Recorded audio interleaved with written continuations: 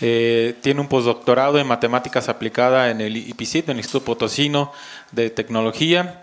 Tiene una maestría en ciencias aplicadas en la Universidad Autónoma de San Luis, en la Facultad de Ciencias en Fotónica. Es ingeniero físico con la línea terminal en optoelectrónica por la Universidad Autónoma de San Luis Potosí, en la Facultad también de Ciencias. Su adscripción actual, como les mencionaba, es aquí en el Centro Universitario de los Lagos como profesor investigador titular B. Como experiencia laboral, pues es profesor, como les mencionaba, titular B, profesor docente, también ha sido profesor docente de tiempo completo en el Instituto Politécnico Nacional, Unidad Profesional Interdisciplinaria de Ingeniería Campus Guanajuato. Tiene 21 artículos publicados en revistas arbitradas e indexadas, 9 artículos en congresos internacionales, 3 artículos publicados en congresos nacionales y actualmente tiene alrededor de 232 citas de sus artículos, 167 tipo A, 65 tipo B, y ha participado en proyectos de investigación con apoyo CONACYT, como es cogeneración de energía eléctrica basada en sistemas fotovoltaicos, donde él fue responsable, en el desarrollo de sistemas de comunicación de alta seguridad basados en láseres caóticos, donde fue colaborador. Y actualmente, como distinciones, es miembro del Sistema Nacional de Investigadores Nivel 1 y cuenta con el perfil deseable PRODEP.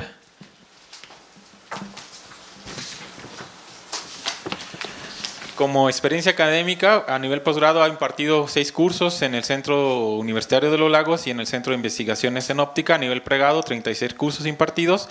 En divulgación y difusión científica y tecnológica, 8 seminarios impartidos. Y ha estado en varias estancias de investigación, como el Consiglio Nazionale degli Research, espero que esté bien pronunciado, en Italia, ¿verdad? En la Universidad de Guadalajara, en el Instituto Potosino de Investigación Científica y Tecnológica, y también en el grupo de redes biológicas del Centro de Tecnología Biomédica de la Universidad Politécnica de Madrid. Ha participado en congresos con 16 participaciones internacionales y 8 nacionales. Así que recibamos con un fuerte aplauso al doctor Guillermo Huerta Cuellar. Y bienvenido. ¿Era yo? Muchas gracias. Sí, gracias. Bueno, lo que les voy a mostrar ahorita son resultados sobre una caracterización que hicimos a un láser de fibra dopada con nerbio, los cuales, bueno, son utilizados principalmente para investigación, pero voy a mostrarles antes de lo que es la caracterización que se hizo, una de las aplicaciones o usos de las fibras dopadas con nerbio en sistemas de comunicación, sí, debido a que es el tema de este evento. Entonces, bueno, una breve introducción. Vamos a hablar sobre los amplificadores aplicados para comunicación óptica y después entramos a lo que es el tema de investigación, hablando sobre los objetivos y los resultados realizados y al final unas conclusiones. Bueno, actualmente nosotros en sistemas de comunicación utilizamos lo que son los amplificadores, ¿sí?, para las señales que se envían de un punto a otro. Generalmente las distancias son muy largas y requerimos que la señal se amplifique después de un tiempo debido a la dispersión que sufre por el recorrido, ya sea por fibra o por cable de cobre, ¿no? Principalmente en fibra óptica es en donde nos vamos a enfocar, en donde a pesar de que la tecnología ha avanzado mucho y la dispersión es muy poca a través de la distancia, pues no podemos evitarla. Entonces es necesario utilizar este tipo de amplificadores para regenerar la señal que estamos enviando y poder hacer que ésta llegue a su fin, ¿sí?, al receptor final. Además, como les mencionaba, se muestra un trabajo experimental sobre un láser de fibra dopada con nerbio, al cual le agregamos modulación estocástica o ruido y obtenemos ciertos resultados que, en cuanto a aplicaciones, voy a mostrar un par que podrían servir para sistemas de comunicaciones. Bueno, primero voy a hablar un poquito sobre los amplificadores eléctricos, que ya no se usan tanto debido a que los amplificadores ópticos funcionan mejor. Estos amplificadores eléctricos lo que hacen es recibir la señal óptica, la convierten a eléctrica, la amplifican y después la convierten a óptica de nuevo para ser enviada y, bueno, o retransmitida, ¿no? ¿Cómo funciona? Primero necesitamos, o primero tenemos aquí en la parte de arriba una señal transmitida, ven un pulso cuadrado, que después de un tiempo, como les decía, se degenera y podemos ver aquí en la segunda línea una señal degradada, ¿verdad? Al llegar a nuestro amplificador o a nuestro receptor, lo que hacemos es tomarla y amplificarla primero. Es lo que hace lo que ponemos aquí como regenerador.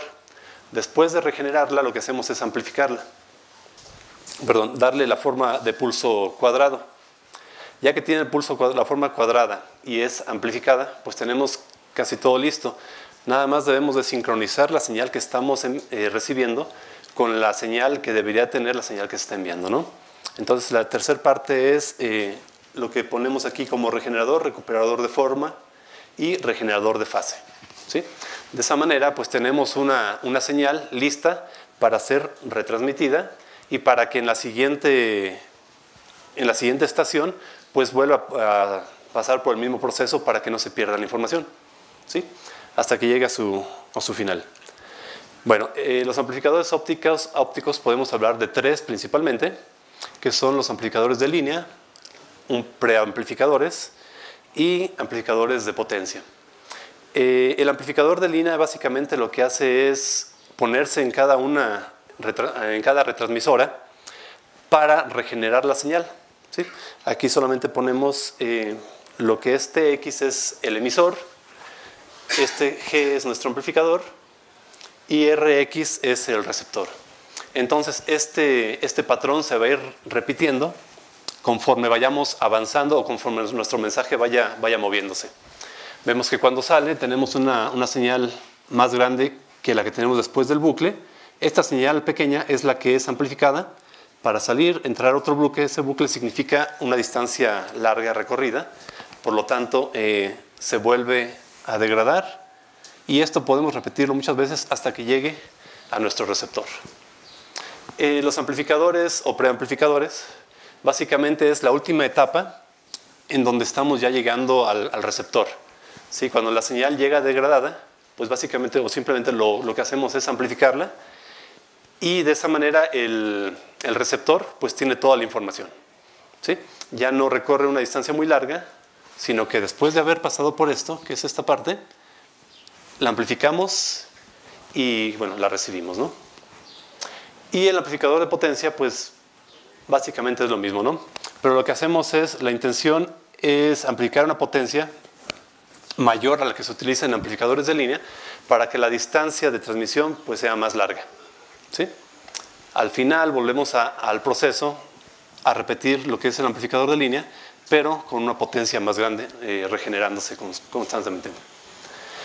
Y al final estoy mostrando un amplificador de potencia que básicamente es lo mismo que el anterior, pero este se puede aplicar como queramos. En este caso estamos dividiendo la señal en tres para distribuir la información en diferentes canales. Es la ventaja que tienen los amplificadores ópticos sobre los eléctricos, que pueden manejar diferentes longitudes de onda para transmitir diferentes conversaciones o mensajes en una misma línea, ¿sí? Entonces podemos hacer esto de separar en tres señales de acuerdo a la información que se esté enviando. ¿Cómo funciona un amplificador?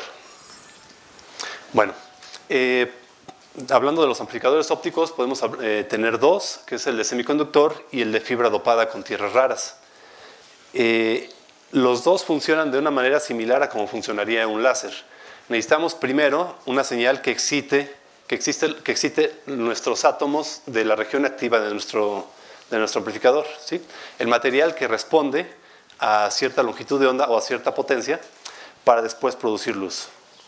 Después viene el fenómeno de emisión estimulada, que bueno, ya tenemos a nuestros electrones en una banda de energía alta.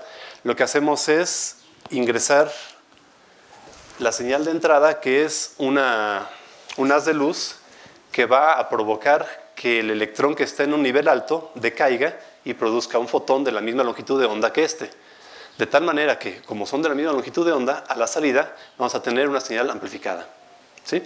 Y bueno, esto pasa con un fotón. Al momento de pasar por el amplificador, pues obviamente son millones de fotones los que vemos, ¿no? Entonces la luz no se amplifica una vez, sino que tenemos un efecto tipo cascada, ¿no? O avalancha. un efecto tipo avalancha, en donde la señal pues, es amplificada. Les decía que es muy similar al proceso de emisión láser, debido a que en un láser, en estos puntos, tenemos cavidades o espejos que hacen que la señal se vaya regenerando, rebotando en los espejos y después sale. En este caso, estos acopladores simplemente son aislantes ópticos para evitar que la luz que viene o pequeñas reflexiones que pudieran existir afecten a la señal que se está transmitiendo. Ok, hay otros... Bueno, más bien, los amplificadores de semiconductor funcionan de esta forma. Como les mencionaba, también es algo muy parecido a lo que es un láser, pero a diferencia de tener espejos, tenemos recubrimientos antirreflejantes para evitar lo que les mencionaba, ¿no? No queremos que existan modos o polarizaciones diferentes a las que ya tenemos en nuestro mensaje para que se modifique. Estos dos, el B y el C, son arreglos alternativos y están de forma inclinada, la región activa de forma inclinada con respecto de nuestros recubrimientos para evitar eso que les digo también. De esa manera ya no tenemos reflexiones internas y podemos hacer que nuestro mensaje pues, sea amplificado y enviado. Y bueno, estos son los amplificadores de semiconductor. Y ahora vamos a lo que es, vamos a pasar a los amplificadores de fibra óptica, pero primero vamos a hablar sobre el herbio, que es uno de los principales materiales que se utilizan para este tipo de amplificadores. Y vamos a concentrarnos en la tercera ventana de emisión. En este caso, estamos hablando de 980 nanómetros, que es una longitud de onda que necesitamos o que podemos utilizar para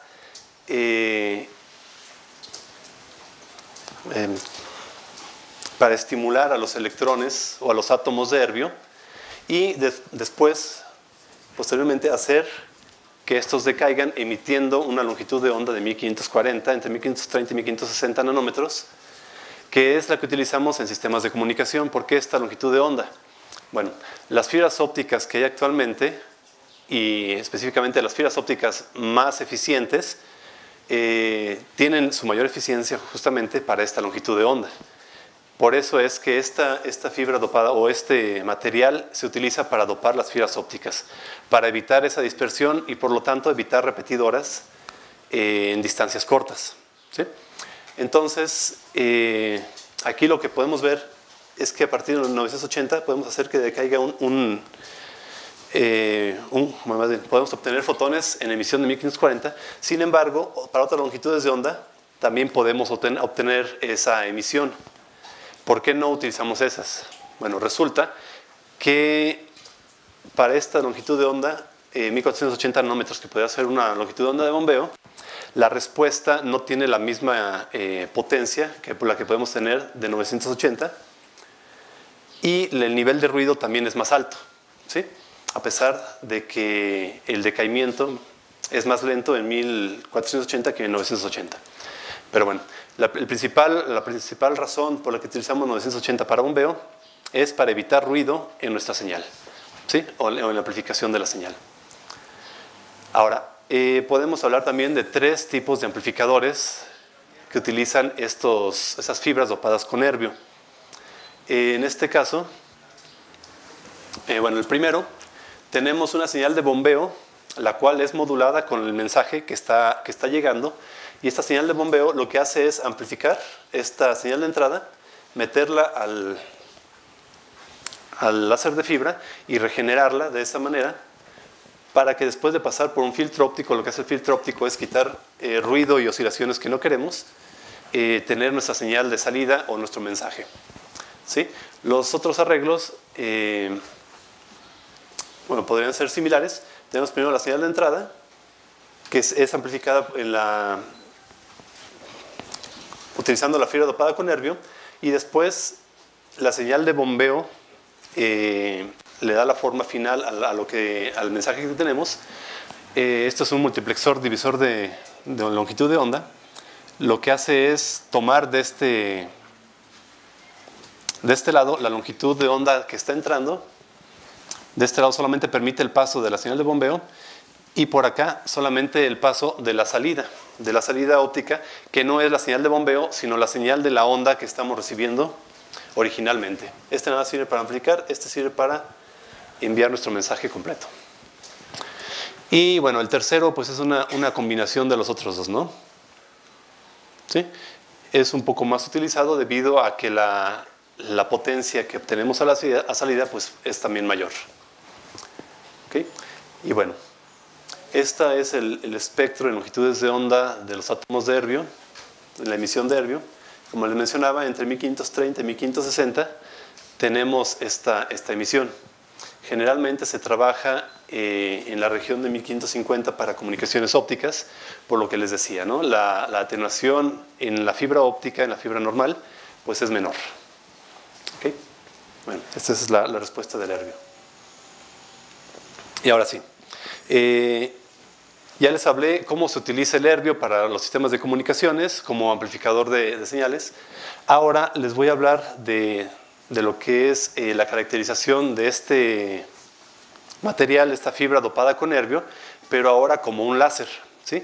Es algo muy parecido a lo que vimos ahorita como amplificadores, pero el láser, como les decía, a diferencia del amplificador que tiene aislantes ópticos, utiliza espejos para poder amplificar aún más la generación de luz. ¿Por qué no se utiliza esto en amplificadores? Pues porque esto va a generar ruido también, ¿sí? Y no queremos que haya ruido en la señal de salida o en el mensaje que estamos reenviando. Ok, entonces vamos a estudiar la respuesta de un láser de fibra con herbio al agregar una modulación ruidosa y la dinámica específicamente en zonas donde tenemos multistabilidad. ¿Qué es multistabilidad? Bueno, multistabilidad es un comportamiento o una serie de comportamientos que podemos obtener para un sistema al cual le metemos una sola señal de... ¿cómo se llamaría? En este caso es una señal de modulación. Para un sistema estable y una señal de modulación fija, y cambiando las condiciones iniciales que le pongamos a este sistema, la respuesta siempre va a ser la misma. En este caso, si cambiamos o modificamos las condiciones iniciales, vamos a tener siempre una respuesta diferente. Bueno, no siempre, es por probabilidad. A veces se puede repetir, pero no siempre va a ser la misma. Entonces, nos interesa estas zonas multiestables. Este es nuestro arreglo experimental. Tenemos aquí un bombeo que es similar al que... Bueno, este es el equipo que sirve para bombear. El diodo de bombeo es este. Similar al que les mostraba en los amplificadores de fibra dopada con herbio. Tenemos un multiplexor también como en los otros casos. La luz que sale del diodo láser pasa por el multiplexor, excita y emite, y hace que los átomos de herbio emitan, y la emisión va hacia un espejo. Esta emisión de los átomos de herbio tiene una longitud de onda de 1550 nanómetros, mientras que la longitud de onda de bombeo es de 980 nanómetros. Este multiplexor divisor de longitud de onda lo que hace es permitir en esta rama solamente 980 nanómetros, en esta permite las dos longitudes de onda y a la salida solamente 1550, que es la que nos interesa. ¿Sí? Ok, ya entró la luz, generó una longitud de onda que es la que queremos, 1550, sale y tenemos este espejo que tiene una reflectividad del 91%. ¿Qué significa? Que deja pasar el 9% y el otro 91% lo regresa para que siga regenerando más fotones de esa longitud de onda. ¿Sí? La salida es controlada con un aislante óptico para evitar que reflexiones internas nos modifiquen el comportamiento de este láser. Y después tenemos un detector, un analizador de espectro en frecuencia y un osciloscopio. Estos dos últimos pues, nos sirven para saber qué es lo que está pasando con nuestro láser. ¿Ok? Y bueno, cuando el láser no tiene una modulación ruidosa, nosotros al modificar nuestra potencia de bombeo por parte del diodo láser, podemos generar oscilaciones en el mismo láser de fibra. En este caso, estoy poniendo diferentes frecuencias de oscilación de nuestro láser de fibra que corresponden a diferentes frecuencias de bombeo del láser de bombeo. Ok, en este caso en este punto tenemos 3 picos. Esto es justamente en el umbral de emisión del láser. ¿Qué significa? Que cuando el láser se está preparando a emitir, podemos ya detectar una frecuencia de oscilación. En este caso no está bien definida porque está en un estado en que se enciende y se apaga el láser. Por lo tanto, hay variaciones en estas frecuencias. Cuando se estabiliza la emisión del láser, pues ya tenemos una frecuencia bien definida. En este caso estoy mostrando para diferentes valores de bombeo. Ok, nosotros estuvimos trabajando con una frecuencia de modulación de 30 kHz, que es esta, la de rojo. Lo obtuvimos aproximadamente con 70 miliamperes de bombeo. Esto es todavía sin agregar ruido. Al sistema le agregamos una modulación, pero no es ruidosa todavía, es una modulación armónica de 87 kHz. ¿Por qué 87 kHz? Porque para ese valor de modulación o esa frecuencia de modulación podemos obtener un comportamiento multiestable. Como les decía, esta es nuestra frecuencia de modulación. Esta es la misma frecuencia de modulación y esta es la misma frecuencia de modulación. ¿Qué hacemos para obtener diferentes comportamientos si tenemos la misma frecuencia de modulación? Bueno, es un sistema multiestable, como les había dicho. Es un sistema no lineal. No responde siempre a lo que le metemos. O sea, responde de diferentes formas a lo que le estamos induciendo. En este caso, si modificamos el valor de la frecuencia de modulación, o me refiero más bien a la fase de la frecuencia de modulación que estamos induciendo, estamos modificando las condiciones iniciales con las cuales va a emitir este láser. Entonces, para una cierta cantidad de condiciones iniciales, tenemos una oscilación de periodo 1 que corresponde justamente a la frecuencia de modulación que le estamos metiendo. ¿Qué significa? Que aquí tenemos 87 kHz. ¿Sí? En esas oscilaciones en las series temporales. ¿Ok? Lo que vemos aquí en estos picos, esta F sub 0, es esta frecuencia de 30 kHz, la frecuencia de oscilación del sistema. Este pico es la diferencia entre dos frecuencias. En la gráfica B y E, pues tenemos oscilaciones de periodo 3, que significa que la duración de la oscilación o del pulso que vamos a obtener es de 3 veces el de la frecuencia de modulación, ¿sí? O 3 veces el de la frecuencia que tenemos aquí. ¿Okay? Y en la siguiente tenemos una respuesta de periodo 4, que es 4 veces la frecuencia de modulación. Okay, y todo esto lo obtenemos simplemente encendiendo y apagando nuestro equipo para inyectar la modulación al sistema, cambiando condiciones iniciales. Okay. Esta es la respuesta de todo lo que pasa en el sistema para al variar la frecuencia de modulación. Nosotros estamos en 87 kHz, más o menos en este punto, ¿sí? Antes de llegar al final, donde está periodo 3, periodo 1 y periodo 4. Lo que estamos graficando aquí son los máximos de las series temporales que tenemos acá. Por ejemplo, estos tienen un mismo valor, un poquito mayor que 0.5 para 87 kHz y es un periodo 3.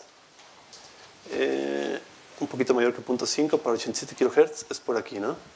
Bueno, creo que es el último de los últimos, de los de más abajo, ¿no? Para periodo 4 hacemos lo mismo y de esa manera al estar variando nuestra frecuencia de modulación obtenemos series temporales que van a estar dándonos una amplitud diferente, ¿sí? Para cada valor de frecuencia de modulación y de esa manera construimos este diagrama de bifurcaciones. Como podemos ver, tenemos un comportamiento caótico para frecuencia de modulación menor que 60 kHz. Tenemos un comportamiento con un periodo doble. ¿Qué significa periodo doble? Pues que tenemos la misma oscilación original, nuestra frecuencia de oscilación de periodo 1, pero con diferentes amplitudes. Una amplitud alta y una baja, una alta y una baja. ¿Ok? Después tenemos aparición de periodo 1 por un pequeño espacio y luego empieza a coexistir periodo 1 con periodo 3, luego periodo 1, periodo 4, después periodo 1, 3 y 4, periodo 4 y 1, periodo 5, 4 y 1 y al final periodo 5 y 1. ¿Sí? Entonces, todo esto puede ser muy útil para sistemas de comunicación ya que podemos estar transmitiendo con diferente comportamiento en nuestra fibra láser. ¿Ok? Y esto pues son un diagrama de bifurcación similar, pero aquí estamos poniendo el valor base del espectro de frecuencia. ¿sí? El nivel de ruido de nuestro espectro de frecuencia.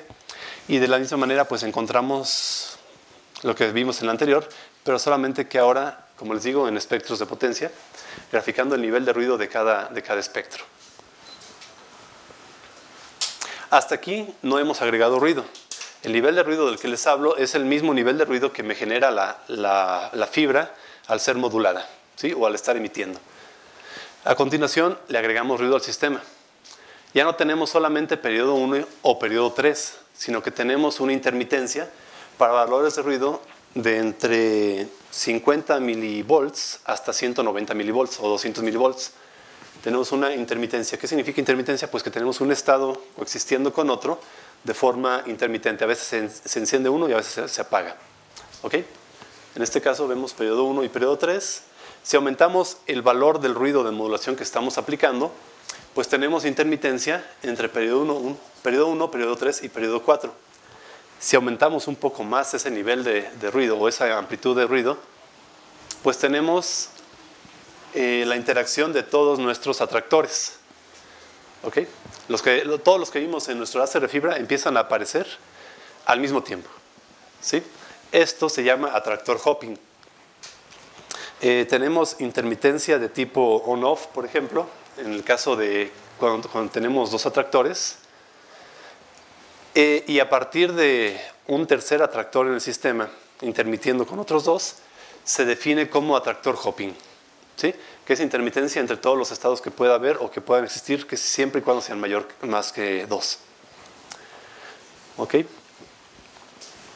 Esto es básicamente lo mismo, pero ya en todo, para todos los valores de la frecuencia de modulación aplicada. ¿Sí?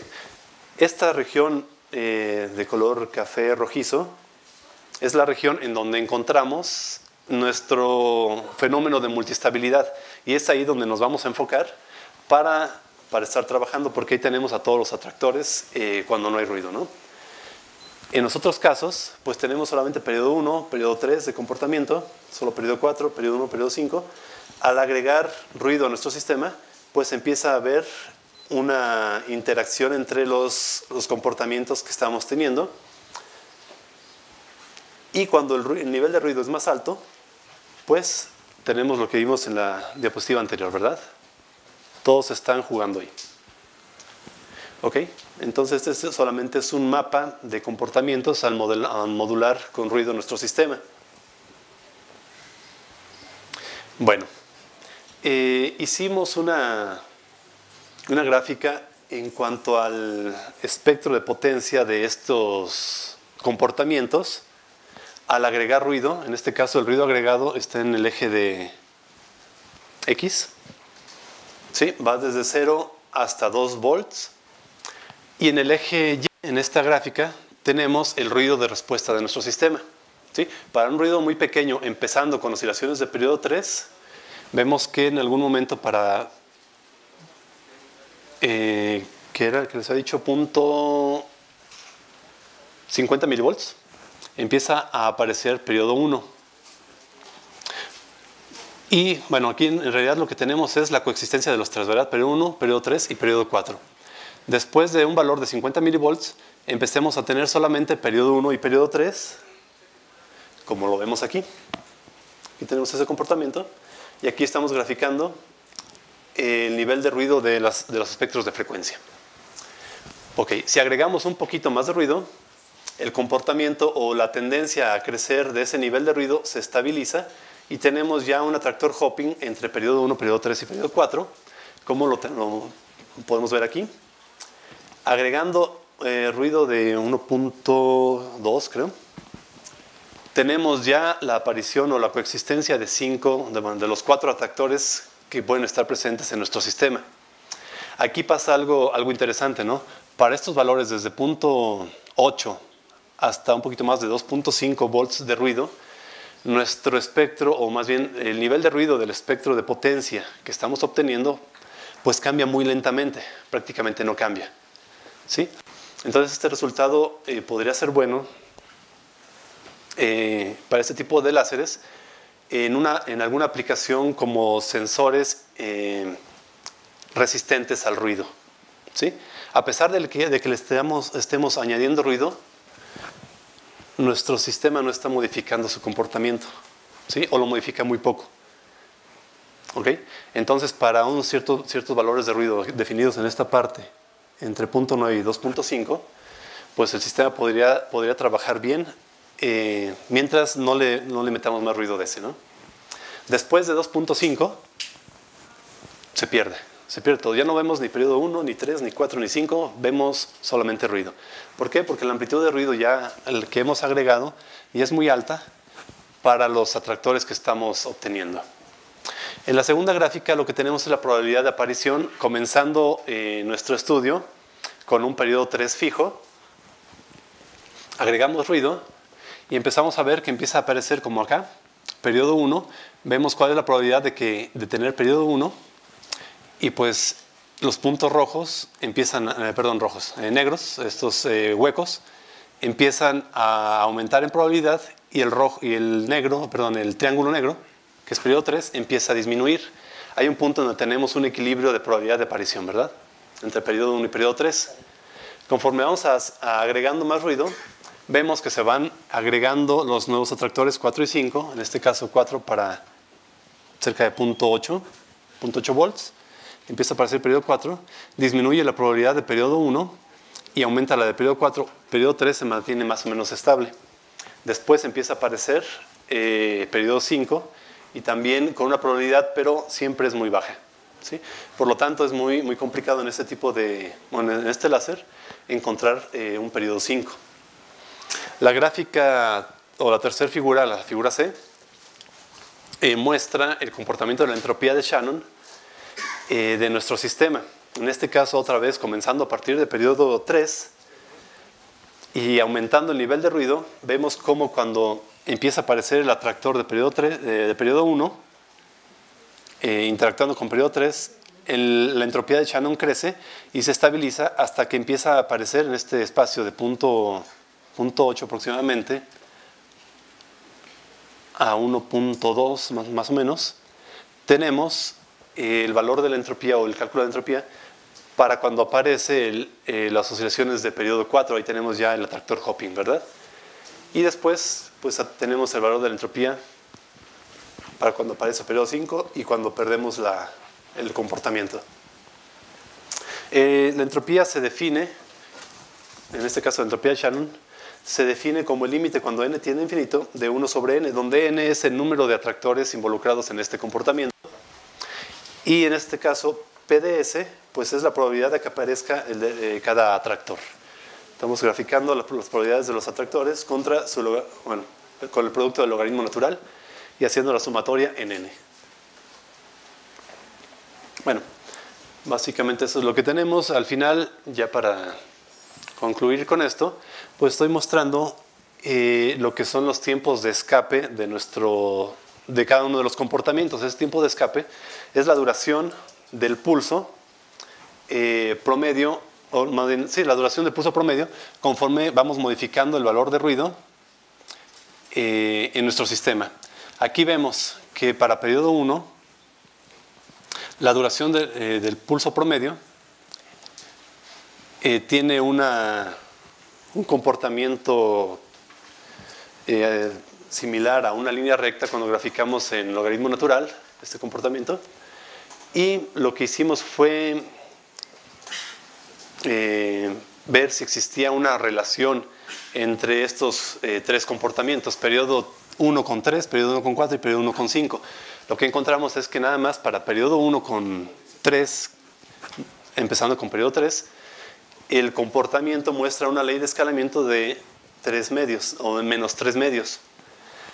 Este comportamiento, pues nada más, está definido como intermitencia de tipo on-off, que es un tipo de intermitencia bien conocido, y bueno, fue una de las respuestas que obtuvimos de nuestro análisis. Bueno, por mi parte es todo. Las conclusiones son estas. Mostramos la caracterización experimental de la dinámica del atractor hopping. Mostramos la ley de escalamiento de menos 3 medios, que es una característica de la intermitencia on-off. Podemos ver una fase laminar que puede aumentar o reducirse cuando la intensidad de ruido se modifica. Y es de lo que les hablaba, ¿no? Un sorpresivo efecto de saturación en el nivel de ruido. Tenemos un nivel muy estable en el ruido de la base de nuestros espectros. Y en este caso, pensando en eso, alguna de las aplicaciones podría ser para sensores insensibles al ruido, o sensores insensibles suena mal, ¿no? Detectores insensibles al ruido, o comunicaciones con sistemas multiestables, ¿no? Por la facilidad que tenemos de obtener diferentes comportamientos. Y bueno, pues por mi parte es todo. Vamos terminando.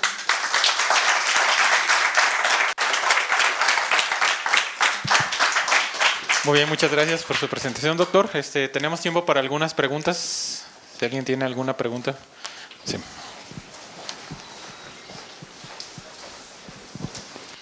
Bueno, yo tengo una pregunta de carácter así como que experimental porque sí entiendo qué significa que se bombee la fibra óptica dopada, y en mi mente aparece que bueno, estamos enviando luz a la fibra. Sí. Pero cuando hablan de ruido, ahí es donde mi pregunta es cómo así ya en el laboratorio, ¿cómo se aplica ese ruido? Sí.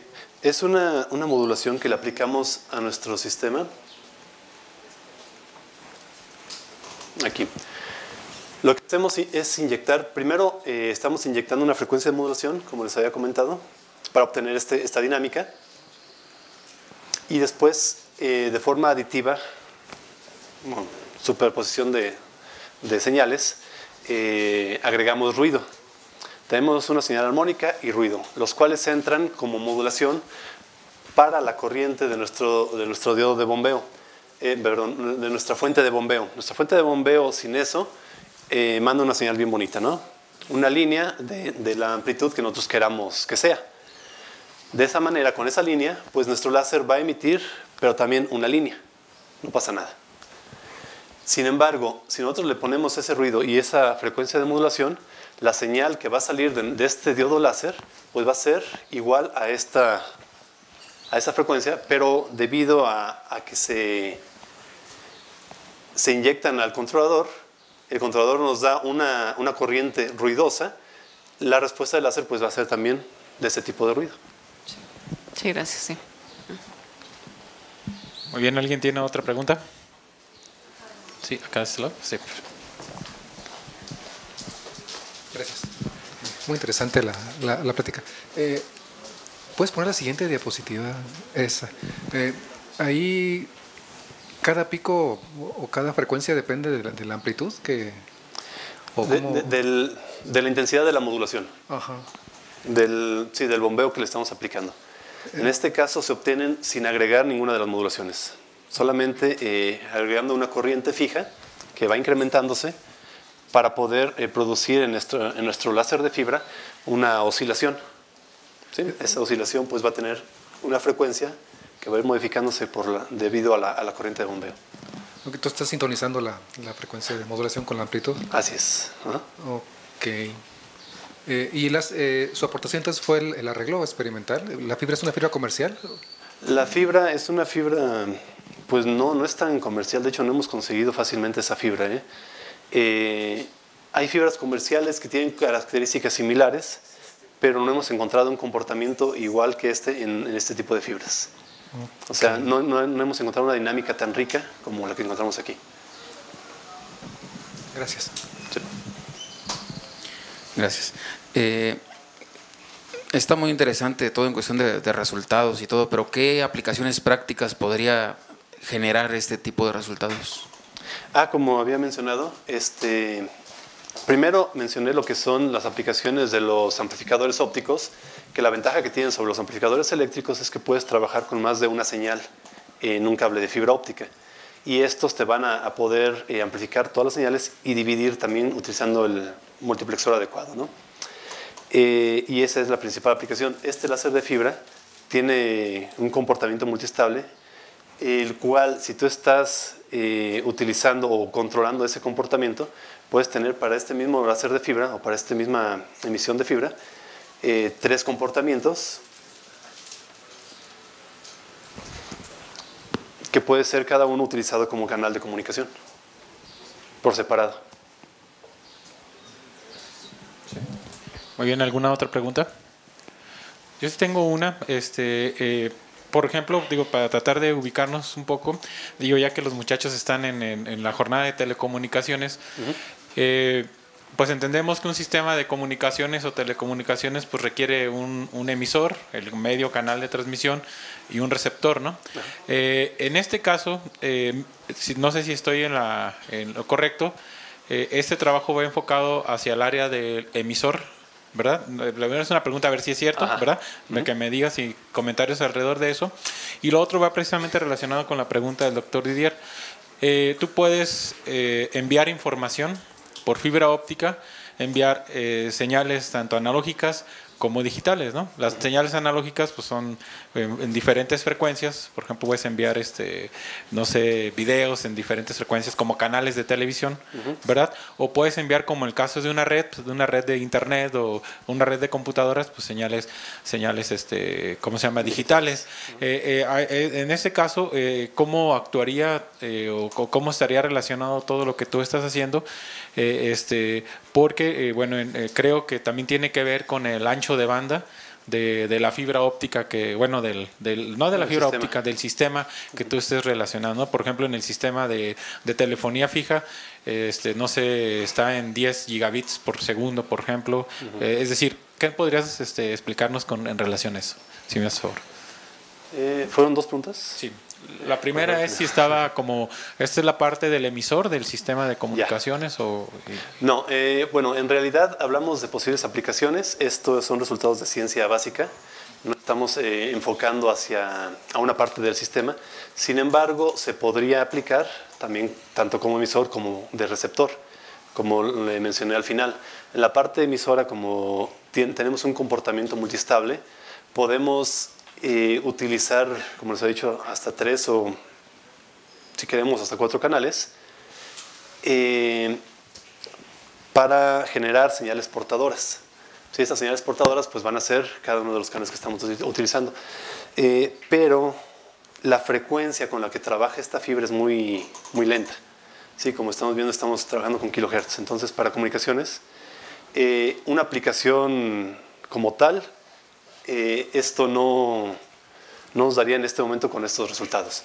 Sí, tendremos que utilizar otro tipo de arreglo con un láser. Yo creo que tendremos que trabajar con un láser de frecuencias más altas para poder producir eso.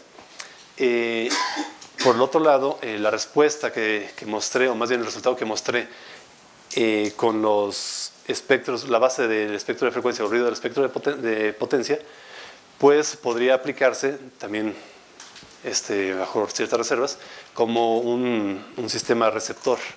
Sí, o sea, puede ser aplicado para dos cosas. Sin embargo, no es algo que trabaje a altas velocidades. Sí. ¿Y la otra cuál era? Era sobre el envío de la información al transmitir sobre la fibra, ¿no? Que digital, analógica, el ancho de banda. Sí, o sea, se puede hacer un modelo didáctico, pero para aplicación a alta velocidad no funciona. Muy bien, muchas gracias. Sí. Si no hay más preguntas, ¿no? Muy bien, bueno, pues entonces continuaremos para entregarle el reconocimiento que dice así. La Universidad de Guadalajara, a través del Centro Universitario de los Lagos, otorga la presente constancia al doctor Guillermo Huerta Cuellar por su participación como ponente en la primera jornada de telecomunicaciones con la ponencia Caracterización láser de fibra óptica con modulación estocástica, efectuada el 13 de julio en el marco de la Universidad Internacional de Verano. Firma el doctor Aristarco Regalado Pinedo, rector de este centro, y la doctora Rebeca Vanessa García Corzo, secretaria académica. Así es que muchas gracias y les damos un fuerte aplauso. Gracias.